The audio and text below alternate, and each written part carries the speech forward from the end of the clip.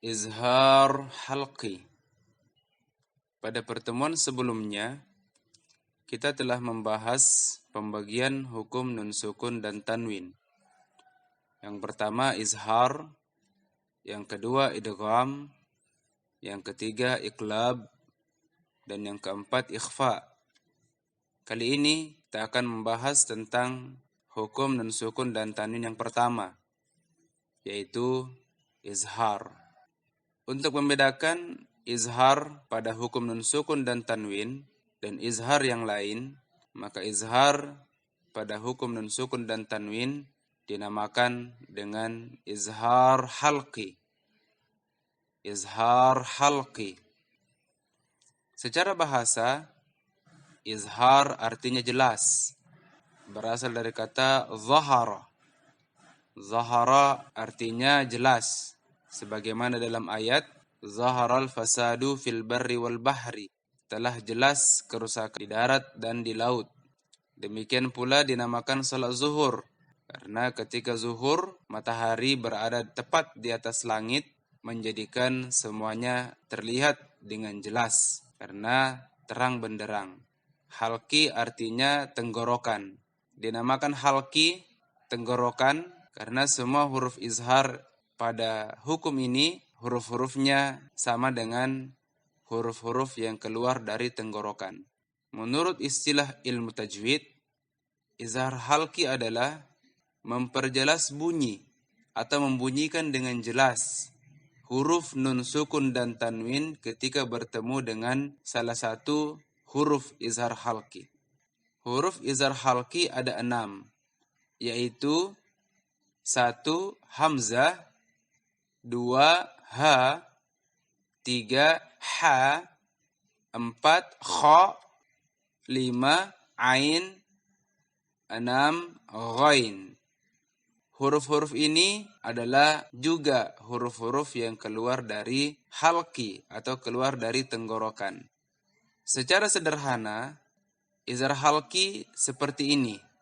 Ada nun sukun atau ada tanwin, baik itu fathatain, kasratain, atau dhammatain, yang bertemu dengan salah satu dari 6 huruf ini. Apakah itu hamzah, ha, ha, kha, ain, atau ghain. Contoh hukum izhar halki. Yang pertama, nun sukun atau tanwin bertemu dengan hamzah. Man amana. Man di sini dibaca dengan jelas. Karena setelah huruf nun sukun ada huruf hamzah. Man amana. Tidak boleh didengungkan. Man amana. Tapi harus dibaca dengan jelas. Man amana. Wahum yan'auna. Di sini nun sukun bertemu dengan hamzah dalam satu kata. Nunnya juga dibaca dengan jelas. Wahum yan'auna. Tidak boleh didengungkan. Yan'auna. Tapi dibaca izhar, jelas. Yan'auna. Adzabun alim. Di sini ada tanwin, bun. Adzabun bertemu dengan hamzah, alim. Maka di sini nunnya dibaca dengan jelas dan tidak boleh didengungkan. Kemudian nun sukun dan tanwin bertemu huruf ha. Man hayya, man hayya, wa tanhituna, wa tanhituna, azizan hakiman. Nun sukun dan tanwin bertemu dengan huruf kha. Min khairin, min khairin.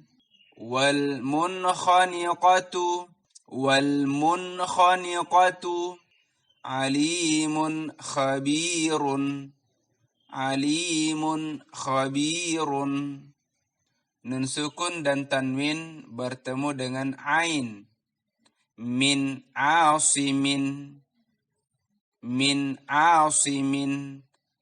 An'amta alaihim, an'amta alaihim.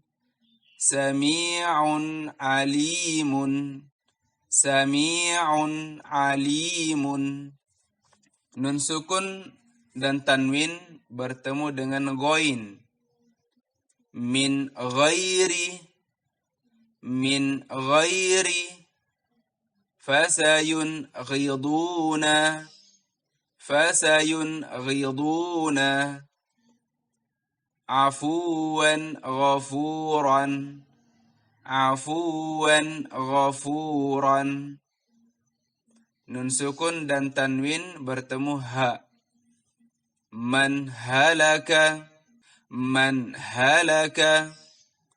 Wahum yanhauna. Wahum yanhauna. Qaumin hadin. Qaumin hadin.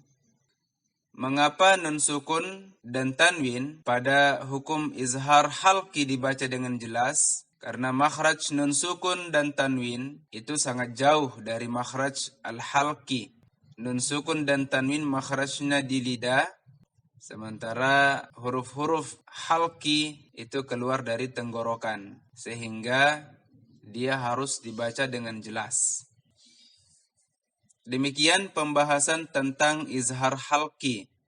Sampai jumpa di pembahasan selanjutnya.